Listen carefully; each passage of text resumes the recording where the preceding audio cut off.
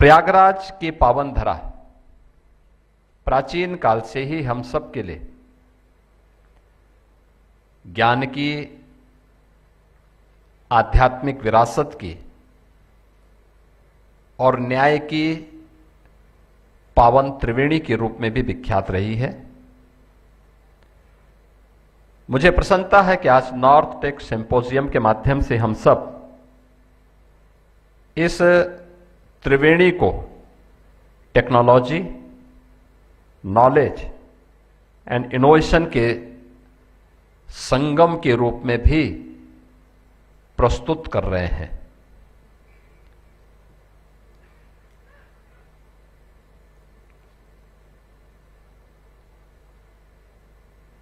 हमारे यहां हम सब इस बात को मानते रहे हैं और ये भारतीय मान्यता भी रही है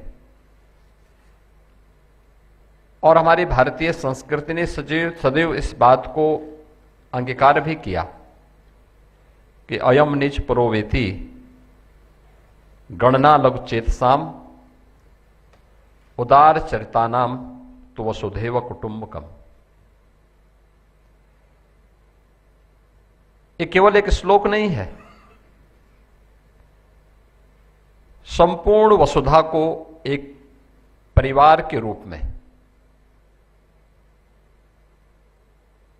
अपने साथ जोड़ने और उसके प्रति ये उदार भाव, ये भारतीय संस्कृति का सदैव से एक प्रेरणा रही है। लेकिन उदारता हमारा संस्कार है, करुणा हमारा स्वभाव, परंतु हमें यह ध्यान रखना होगा कि जो सुरक्षित है वही समृद्ध भी। उदारता की रक्षा के लिए उतनी ही शक्ति भी चाहिए, उतनी ही सामर्थ्य भी चाहिए।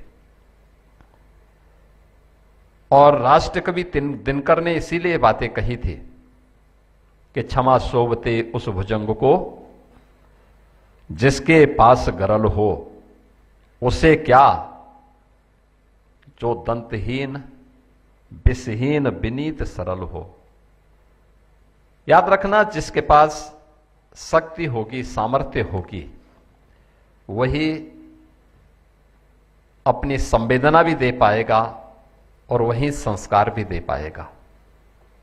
अर्थात शांति और क्षमा की भाषा केवल वही सार्थक बोल सकता है जिसके पास उतने सामर्थ्य हो। आज हम अपनी सामरिक और आंतरिक शक्ति को इसलिए नहीं बढ़ा रहे हैं कि हमें किसी पर आक्रमण करना, अपितु इसलिए कि हमारी उदारता को कोई हमारी व्यवस्था न समझने की भूल करें। राष्ट्र की समृद्धि के लिए यह सामर्थ्य हमेशा अनिवार्य है। समृद्धि केवल संसाधनों से नहीं आती, इसके लिए सुरक्षा, स्थिरता और सामर्थ्य का मजबूत आधार उतना ही आवश्यक भी होता है।